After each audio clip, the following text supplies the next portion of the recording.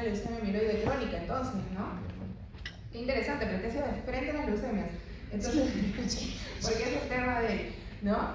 ¿Por qué es importante que hagamos este TBL? Porque ustedes probablemente después en oncología vean una o dos clases de leucemias y de linfomas, y nada más. Entonces, como le comentaba a un grupo, es un poco ya después cuando ya estamos en el laboratorio, estamos en anatomía patológica, en otras áreas, es un poco duro ver cómo un paciente con leucemia aguda o con un linfoma ha pasado más de 2 meses paseándose de médico en médico pensando que tiene gripe, que tiene una infección, que tiene algo más, y nadie sospecha en esto, ¿no?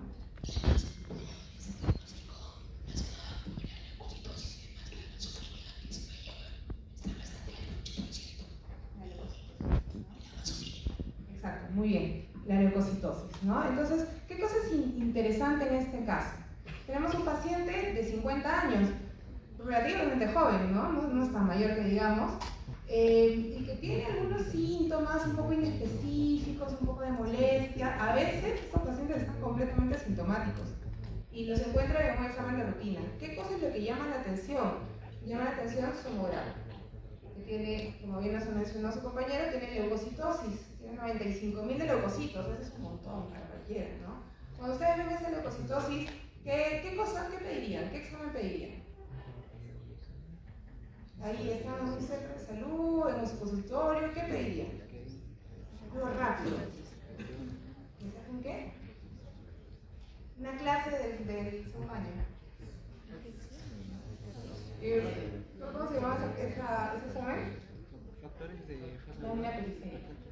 ¿No? Una lámina periférica. Y con esa lámina periférica vamos a poder encontrar si es que hay blastos o no. Entonces, con esa leucocitosis, lo primero que nos tiene que llamar la atención es: ¿acá hay blastos o no hay blastos? ¿Es importante saber si hay blastos? Es muy importante, ¿no? Justo el otro comentaba, porque si es que hay incremento de blastos, ¿qué cosa puede ser esto? Si hay presencia de blastos, porque no deberían haber blastos en la sangre periférica.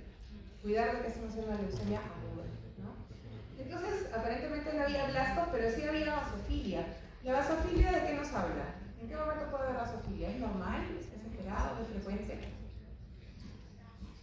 Desviación a la izquierda. Hay desviación a la izquierda cuando hay presencia de inmaduros en la sangre periférica. Llámese artefastones, llámese mielos, ¿no? Metamielocitos, esos son los inmaduros. Pero cuando ya vemos basofilia, cuidado, esto de acá pinta para algo neoplásico, ¿no? Es justo lo que nos tiene que llamar siempre la atención. Más ese vaso grande ya nos está hablando que acá hay probablemente una proliferación, un síndrome mieloproliferativo. Las plaquetas está ok y tal cual dice mielocito, presencia de mielocitos y metamielocitos en sangre periférica. No se olviden, interpretar bien su hemograma y su sangre periférica. Dice nefrotis, leucocitos con granulocitos en todos los estadios de maduración, miren, diferentes estadios de maduración. Normalmente tenemos que encontrar solamente los neutrófilos, pero hay uno que prueba hasta más. No signos de displasia. BCR, ABL, ¿eso qué significa? ¿Alguien? ¿Qué significa BCR, ABL? Bueno, en la parte de BCR son certificadas BCR, ¿Ya? Pero ¿qué implica que nos digan este dato? BCR, ABL. Hay una translocación. Que hay una translocación. ¿De quién? Sí. A ver, por allá. ¿Hay una translocación de quién? De cromosoma Filadelfia. Que hay un cromosoma Filadelfia. ¿Qué es ese cromosoma Filadelfia? Eso sería altamente indicativo para una leucemia amiloide crónica. Para una leucemia amiloide crónica. Así es como hacemos el diagnóstico finalmente, como confirmamos un diagnóstico, porque el diagnóstico presuntivo ya lo tenemos, de una leucemia amiloide crónica. Solamente se presentan las leucemias amiloides crónicas. ¿Puede estar en otras leucemias? Así, la LLA también puede estar. Una LLA también puede estar presente, ¿no es cierto? Muy bien. Entonces ya tenemos el presuntivo, lo confirmaron con la presencia de esta BCR-ABL. ¿Y cuál sería la respuesta? La A. La A, ¿no es cierto? Leucemia amiloide crónica. ¿Por qué es crónica? ¿Qué no hay? No hay blastos. No hay maduro, porque es No hay blastos. entonces. No hay blastos. Hay células en estadios de maduración, pero no hay blastos. Por eso es una LMC. Esto puede cambiar una LMA? Sí, ¿no es cierto? ¿En qué momento se vuelve esto agudo? Cuando tengo más de 20% de blastos, una presencia de blastos. Paciente con LMC no hay que cargarlo, tiene que hacerse su seguimiento continuamente. Entonces, siempre en estos pacientes hay que hacer un seguimiento con sangre periférica, hemograma, ver de que, a ver, ¿qué células tenemos acá? Sangre periférica, revisen esto, ¿no? Tenemos por acá granulocitos en diferentes estadios de maduración, acá hay algunos que están más maduros, los neutrófilos, y estos de aquí normalmente los deberíamos ver en la médula ósea. Tenemos mielocitos, ¿no? Estos no deberían salir acá. Vamos a la médula ósea, la aspirada médula ósea, y también tenemos presencia de mielocitos, algunos bastones, metamielocitos, pero no hay blastos. Entonces eso es importante correlación. Ahí está, entonces lo de este gen, esta translocación entre el cromosoma 22 y el cromosoma 9, que nos va a dar esta proteína de fusión, BCR-ABL. ¿Y qué cosa es esa proteína de fusión? BCR-ABL. ¿Qué cosa hace? ¿Qué produce? Inhibe la apoptosis, inhibe la muerte celular y estimula la proliferación de células. Por eso tenemos este cuadro. Muy bien. Vamos con otra pregunta. Paciente, no, antes de eso. Doctor, el doctor Alvarado, ¿algo que nos quiera decir sobre las leucemias? Algo muy importante, en la mayoría de casos, la parte de la clínica, los laboratorios iniciales de las cosas básicas son muy parecidas. Y esto es algo que tienen que tomar en cuenta porque justo esto, tuve un caso que me pasó la semana pasada, que me llamaron a ver una paciente, 31 años, ella trabajaba en la zona periférica de Caraballo repartiendo agua. Para esto está empezando la temporada de dengue. Y la paciente entra con un ictericia febril, ictericia leve, fiebre, y le encuentran el vasito pequeño, al cual la mayoría de casos que le encontraron acá, le corrieron un serológico de dengue y sale positivo. Y el problema es que esta paciente, como salió esto y no había mucho, no había la médula, no había blastos, había unos monocitos un poco elevados y solo linfocitos atípicos, estuvieron casi una semana manejándolo como un dengue severo por la pancitopenia. Y como no mejoraba, recién cuando llamaron al hematólogo y hicieron una lámina periférica, se dieron cuenta que sí eran blastos. Y lamentablemente esta paciente, debido a toda esta complicación, terminó siendo una sangre. Esta paciente tuvo un sangrado arterial y se murió. 31 años. Y eso es muy importante porque, tal cual como comentó el doctor, una leucemia promielocítica es muy sensible al tratamiento. Si empiezas a tiempo, el ATRA, hacia el retinoico, unas pastillitas, responde muy bien y tiene una alta chance de curación. Y es muy importante, si ustedes no piensan en diferenciar qué cosa más puede ser, van a cometer errores. Y lamentablemente en estas enfermedades, un error es mortal. Estamos frente a una paciente que quizás pudo haber tenido un buen pronóstico y que lamentablemente con un sangrado arterial y una leucemia aguda, está muerta. No hay nada que hacer. Hagan lo que hagan, no vamos a poder recuperarlo. Y por eso es muy importante que siempre piensen en estos diferenciales. Recuerden, una pancitopenia, hasta con ganglios, muchas veces hay diferentes tipos de infecciones que pueden ser, pero cuando tengan pancitopenia, vean bien la lámina periférica, no confíen en los hemogramas automatizados. Como dijo el doctor, el hemograma automatizado saca un resultado que no necesariamente es correcto, y si no lo revisa alguien con experiencia y no revisa bien la morfología de todas estas células las cuales está mostrando, van a tener resultados errores. Es común que el hemograma automatizado te dé linfocitos atípicos, monocitos elevados, cuando estos muchas veces son blastos, e inclusive blastos con características específicas pueden ser diagnósticas, como el ejemplo que le mostró de la leucemia promielocítica. Y esto es muy importante que lo tengan en cuenta y que reflexionen cuando tengan un caso clínico que les pueda observar. Estos pacientes pueden llegar a cualquier hospital donde hagan prácticas, incluso ahora que dentro del internado de las prácticas están yendo a postas, pueden ver hemogramas así. Y si no lo piensan, lo van a mandar por el flujo irregular, lamentablemente en nuestro sistema de salud. Todos, no sé si ya conocen, pero tiene un montón de deficiencias en los tiempos, pero si logran tener una sospecha de este tipo de diagnósticos y el paciente puede ser atendido rápido, recuerden que en general las leucemias, y sobre todo en pacientes jóvenes, suelen responder bien a los tratamientos. Suelen responder muy bien a la quimioterapia, obviamente con los bemoles, todas las toxicidades, todas las complicaciones que puede tener una quimioterapia intensa, que no estamos enfocados muchos en esto porque todavía estamos en los cursos básicos, pero los pacientes con leucemias tienen chance de curarse. Por lo tanto, es muy importante que vean estos casos. Como ven, la mayoría empieza con exámenes básicos que hay en cualquier centro de salud, hemograma, examen físico, perfil hepático, población que lo puedes ver en cualquier parte, y si lo sospechas y logras que lo diagnostiquen y recibe el tratamiento a tiempo, tienen alta chance de curación. Actualmente cada vez más hospitales están tratando de leucemias agudas. Antiguamente solo el INEM y el niño San Borja estaban tratando leucemia. Ya los hospitales acá Cayetano estamos tratando leucemias agudas. El Loaiza ya empezó también con leucemias agudas. El 2 de mayo me parece que creo que también están tratando. Y esto es muy importante porque son pacientes complejos pero con alta chance de curación. Por lo tanto, ustedes que recién están empezando a ver todas estas cosas importantes, que piensen esto como un diferencial para que puedan diagnosticar. Recuerden lo importante, si no lo piensan, no van a diagnosticarlo. Y ese era el comentario que quería hacer respecto a las leucemias.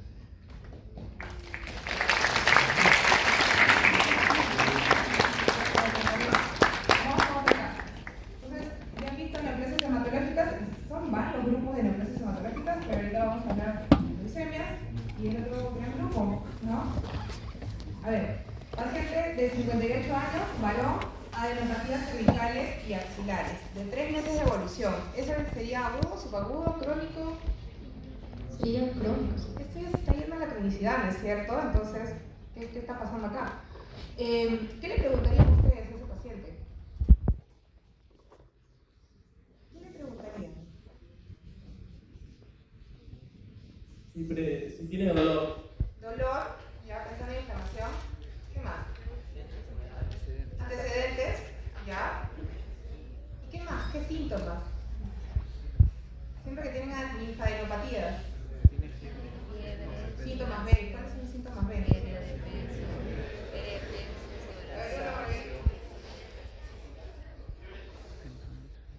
Fiebre, sudoración nocturna, baja de peso, ¿no? Entonces, siempre que tenemos este tipo de cuadros, uno de los datos diagnósticos diferenciales, porque lo primero que se me vendría a la mente es no tener infecciones, PBB, ¿no? Luego los linfoproliferativos. Entonces, ir preguntando. ¿Qué más? Y justo nos dicen, ¿no? Que no son dolorosas, pero tienen fiebre intermitente vespertina con sudoraciones nocturnas y baja de peso en los últimos 6 kilos en los últimos 2 meses. Es un montón. No refiere ni dolor óseo ni sangrado. Entonces, en ese hemograma ven alteraciones. Sí, anemia. Luego las plaquetas están bien. Y bueno, allí se está haciendo lo que es el código estándar para linfomas, que es la biopsia seccional. Y aparte de eso, luego se hace la inmunohistoquímica. Y ahí ya se puede ver que el fenotipo es del linaje B, que es el que tiene más incidencia. Y aparte de ello, luego tenemos el marcador de BCL2, que es justamente está más relacionado con lo que es el linfoma no clásico de no-Hodgkin folicular. Aparte de ello, luego también te dan el marcador de Ki-67, aproximadamente ese es alto cuando es de 30-40%, pero como nos encontramos en un caso de folicular, generalmente este es indolente y puede llegar a pasar a ser uno más difuso de células B, ahí ya sería un poco ya más complicado el cuadro clínico, pero generalmente en ese tipo de linfomas no-Hodgkin clásico, más que nada es indolente y el tratamiento, por ejemplo, cuando el paciente es asintomático es watching y esperar. Ya, muy bien. La doctora se ha ido de frente a la biopsia, así van todos los asistentes de frente a la patología y a apurarnos. Bueno, pero antes de eso, ustedes qué cosa es lo que tienen que hacer: interpretar bien el hemograma y si es que existe la sospecha del DHL, ¿sirve? ¿En los linfomas? ¿En el estudio del linfoma? Sí. Sí sirve. Sí. Y muchos se olvidan Con el ácido. y muchos se olvidan del DHL. Le preguntan, ¿y a qué tiene su hemograma? Solo anemia, ¿no? Anemia leve, pero no tiene leucocitosis. Entonces, las leucemias pueden venir con linfadenopatía, pueden, pero no tienen leucocitosis marcada. Entonces, un poquito le voy bajando esta presunción diagnóstica. No hay pancitopenia. ¿Algún otro marcador que podría ayudar? Que no está mencionado acá, pero que también sirve. El AP. ¿No? ¿Otro más? ¿Ácido úrico? Ajá, ácido úrico también. ¿Algo más? ¿Beta-2 microglobulinas le suena? Sí, ¿no es cierto? Los beta-2 microglobulinas. ¿Qué más? Bueno, hicieron una tomografía y un PET scan y se encontraron lo que se estaba, una de las sospechas, hay múltiples adenopatías supra e infradiafragmáticas. Entonces este paciente tiene una linfadenopatía sistémica, un síndrome de linfadenopatía sistémicas, sin compromiso visceral extraganglionar. ¿No? ¿Por qué? Porque ¿cuál sería el otro diagnóstico? Si es que no es un linfoma y tuviera un tumor en otro lado, ¿esos ganglios qué serían? Si tuviera un tumor, por ejemplo, le encontraron un tumor en colon y ve las linfadenopatía, podría ser metástasis, ¿no? Que también pinta con el PSK.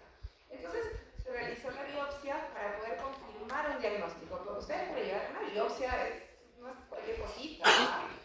Entonces, para poder llegar a una biopsia hay toda una presunción diagnóstica y en base a esa presunción diagnóstica ustedes mandan a patología para descartar A, B, C, ¿no? Porque no es tan sencillo.